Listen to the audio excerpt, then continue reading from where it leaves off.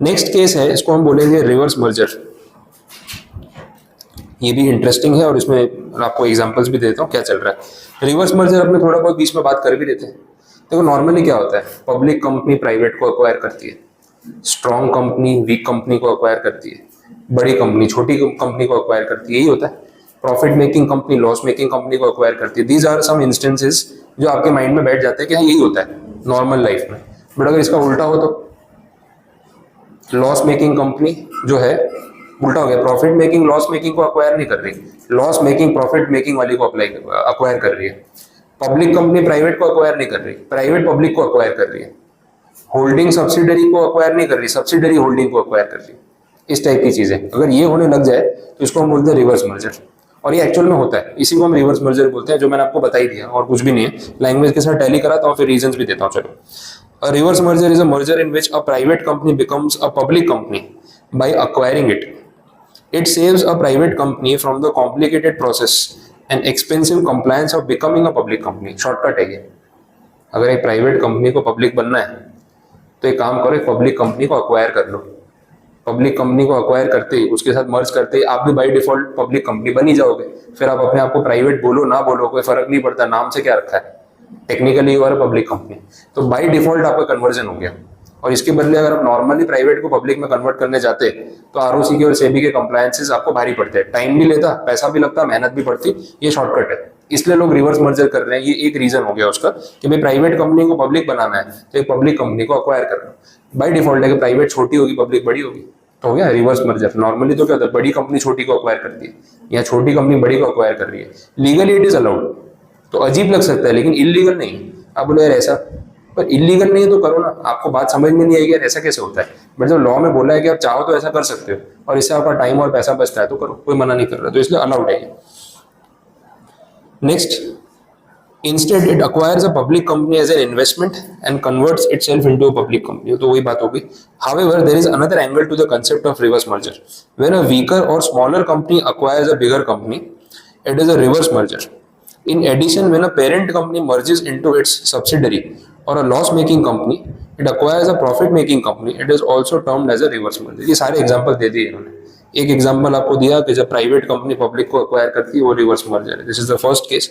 दूसरे वाले में क्या बोला, वीकर कंपनी या स्मॉलर कंपनी बड़ी कंपनी को अक्वायर करे वो भी रिवर्स मर्जर है। फिर बोल रहे हैं अगर पेरेंट कंपनी सब्सिडरी में जाके मर्ज हो जाए तो भी वो रिवर्स मर्जर है, क्योंकि लॉजिकली तो उल्टा होना चाहिए वैसा है। और loss making company profit making company को अक्वायर कर ले तो वो भी रिवर्स मर्जर है। तो आपके पास 3-4 केस तो हो गए कि रिवर्स मर्जर कब होता है, तो आप वो इंस्टेंसेस कोट कर सकते हो। शॉर्ट में दिया लेकिन एक पैराग्राफ में ना सारी बात समझा दी।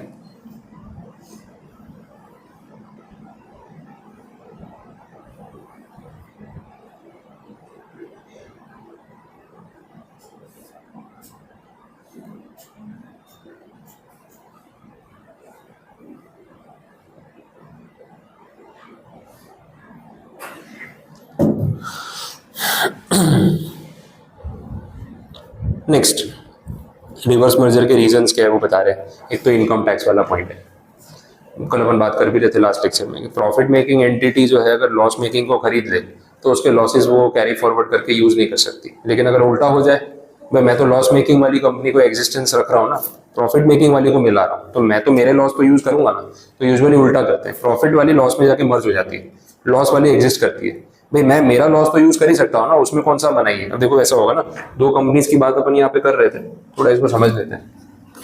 ए और बी दो कंपनीज की बात हो रही है, ये ना लॉस मेकिंग एंटिटी है, ये प्रॉफिट मेकिंग है। अगर ये इसमें जाके मर्ज हो जाए तो एग्जिस्टेंस तो इसका खत्म होगा। अब बचा कौन, ए। अब ए जो है ना, ये वाला लॉस यूज नहीं कर सकता क्योंकि ये लॉस ए ने नहीं किया है, ये बी ने किया है। बी चाहता तो लॉस को सेट ऑफ कर लेता, कैरी फॉरवर्ड कर लेता, ए नहीं कर सकता, ये प्रॉब्लम आ रहा है। इसका रास्ता क्या निकाला गया, बोले काम करो ना, ए और बी वाला केस है ना, ए को बोलो भाई तू इसमें जाके मर्ज हो जाए, एग्जिस्टेंस ए का खत्म हो जाएगा। बचा कौन, बी। अब बी ने ही तो लॉस इनकर किया था ना, और बी ही तो एग्जिस्ट कर रहा है, तो वो तो अपना लॉस आगे सेट ऑफ कर ही सकता है ना, उसमें कहाँ प्रॉब्लम है। लेकिन ए का प्रॉफिट भी तो आ गया इस तरफ, तो उस प्रॉफिट के सामने लॉस सेट ऑफ कर भी दिया तो क्या प्रॉब्लम है। तो उल्टा रास्ता इसमें यूज कर रहे हैं ताकि जो वो रिस्ट्रिक्शन है उसको बाईपास कर सके। अब लॉस मेकिंग कंपनी अक्वायर करोगे तो उसके लॉस सेट ऑफ नहीं कर पाओगे, वो इलीगल है, इनकम टैक्स में मना किया है। लेकिन profit making company loss making company में जाके मर्ज नहीं हो सकती, ऐसा कहीं बोला ही नहीं, तो कर सकते हो। ये लीगल है, रिवर्स मर्जर इलीगल नहीं है। अगर कहीं लॉज में लिखा होता कि रिवर्स मर्जर इलीगल है तो ये रास्ता बंद हो जाता। तो एक रास्ता बंद है लेकिन दूसरा खुला है, तो लोग दूसरा वाला यूज करते हैं। बात समझ आई? अननेसेसरी कॉम्प्लिकेट करते हैं। इससे अच्छा इनकम टैक्स का सेक्शन हटा दो। जब लोग फालतू में मेहनत कर रहे हैं तो उनसे क्यों मेहनत करा रहे हो? अब ये कोई छोटे बच्चे हैं, इनको बात नहीं पता होगी। अब अननेसेसरी आप प्रॉफिट वाली को लॉस में मर्ज करा रहे हो। इससे बेटर है वो 72A वाला हटा दो, बोलो ले हुए लॉस मेकिंग कंपनियां उठाओ और करो मर्जर और ले लो सेट ऑफ, क्योंकि वैसे भी तुम करने ही वाले हो। बट सीधा रास्ता बंद करके इनसे मेहनत करवा रहे हैं और कुछ नहीं। थोड़ा जरूरी भी एकदम ओपन छोड़ देते हैं, मिसयूज भी ज्यादा होता है, इसलिए गवर्नमेंट भी थोड़ा बहुत आपको परेशान करती है वैसे। ठीक है, तो ये रिवर्स मर्जर वाला पॉइंट हो गया। तो थियोरेटिकली अपन ने सारे पॉइंट्स इस चैप्टर के कर लिए कंप्लीट। अब खाली 2 केस बचे, एक बचा है HDFC और एक हल्दीराम। ज्यादा टाइम नहीं लेगा और प्रैक्टिकल केस है तो आपको समझ भी आ जाएगा। तो पहले मैं ना रिवर्स मर्जर में जो HDFC का केस है ना, उसकी आपको थोड़ी डिटेल्स दे देता हूँ। गूगल ही करना और कुछ नहीं, केस समझा देता हूँ। एक ICICI बैंक का केस भी लिखा है इन्होंने, वो बहुत पुराना केस है 2002 का, उसको क्या डिस्कस करें। HDFC वाला अभी है 2023 का केस है, तो पहले वो समझ लो। अब इसकी पहले कंडीशन बता रहा हूँ कि कंपनीज है क्या और हुआ क्या है, फिर उसके बारे में थोड़ा पढ़ते हैं।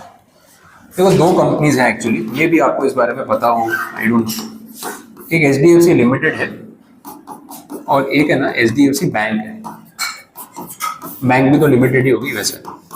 2 अलग कंपनीज है, आइडिया है इसके बारे में?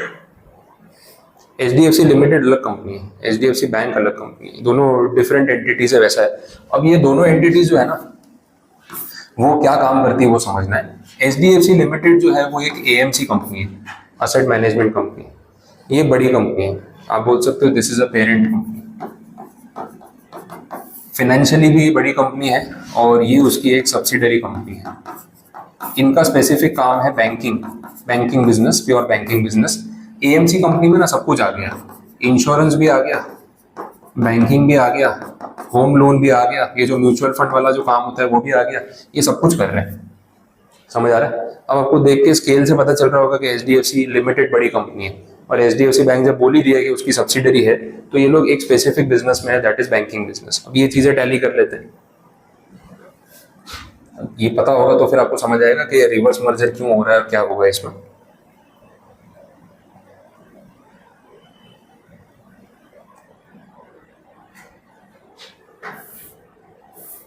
देखो लोगो भी अलग है। HDFC बैंक जो है वो डिफरेंट कंपनी है, इसकी थोड़ी डिटेल्स देख लेते हैं।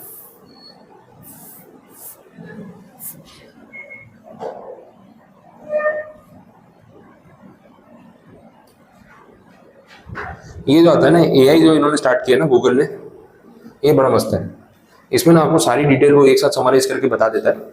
और ये जेमिनाई वाला जो है, ये बहुत अच्छी इन्होंने सिस्टम डेवलप किया। आपको आर्टिकल्स नहीं खोलने पड़ते, ये उसी में से सर्च करके ना आपको एक शॉर्ट नोट बना के देता है। ये बहुत बेस्ट लगता है, क्विकली कुछ भी ढूंढना हो ना समझ आ जाएगा। क्योंकि HDFC लिमिटेड की बात बता रहा हूँ ताकि आपको फिर वो AMC और वो वाला पार्ट समझ में आ जाए। वैसे ये लोग क्या क्या बिजनेस कर रहे हैं वो देख लो। HDFC bank is a major subsidiary of HDFC limited. पहले तो ये पॉइंट क्लियर हो गया। तो वो लोगो भी थोड़ा अलग है, उसका वो ब्लू कलर का लोगो आता है। Diversified services, banking, insurance, asset management, सब कुछ कर रहे हैं लोग। तो इनका जो पोर्टफोलियो डाइवर्सिफाइड है, ये सिर्फ बैंकिंग का काम नहीं कर रहे। तो HDFC बड़ी कंपनी हो गई, HDFC बैंक जो है उसकी सब्सिडरी हो गई, तो उनका काम है सिर्फ बैंकिंग वाला बिजनेस संभालना वैसा। अब जब बात आई यहाँ पे मर्जर की, तो एक रास्ता इनके पास सीधा था, लॉजिकली ये होना चाहिए था कि HDFC बैंक जो है ना, इसमें जाके मर्ज हो जाए, सब्सिडरी कंपनी होल्डिंग में जाके मर्ज हो जाए। इन्होंने किया उल्टा, HDFC लिमिटेड HDFC बैंक में जाके merge. This is a case of reverse merger. ये बैलेंस शीट वाइज भी ये बड़ी कंपनी है, बिजनेस ऑप्शंस वाइज भी बड़ी कंपनी है, लेकिन बड़ी कंपनी छोटी में जाके मर्ज हो गई, ये रिवर्स मर्जर है। और ये किस बेसिस पे हुआ वो टर्म्स एंड कंडीशंस भी समझ लेते हैं।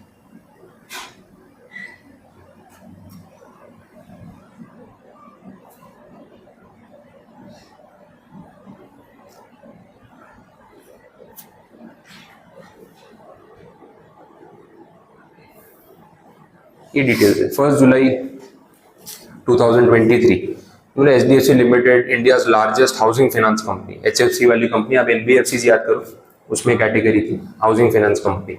It is merged with HDFC Bank, the country's largest private sector bank, on July 1st, 2023. This merger created a large financial services conglomerate with significant market capital and a broader range of product or services. ये सब details है.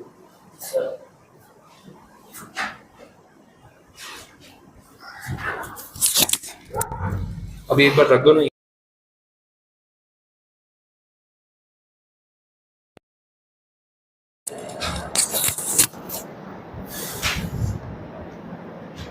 तो कोई बोला HDFC share holders received shares of HDFC bank, क्योंकि bank continue करेगी, HDFC बंद हो गई, तो जिसके पास HDFC लिमिटेड के शेयर्स थे अब उसको क्या मिलेगा, HDFC बैंक के शेयर्स मिलेंगे, क्योंकि HDFC लिमिटेड का एग्जिस्टेंस खत्म हो गया, शेयर एक्सचेंज हुआ, कुछ भी नहीं. जो एंटिटी बंद हो गई उसके शेयर होल्डर को क्या दोगे, जो एंटिटी एग्जिस्ट करेगी उसी के शेयर मिलेंगे. वैसा रेशियो भी था 42-25, ऐसा कुछ रेशियो है, यहाँ पे कहीं मेंशन किया है, बता देता हूँ.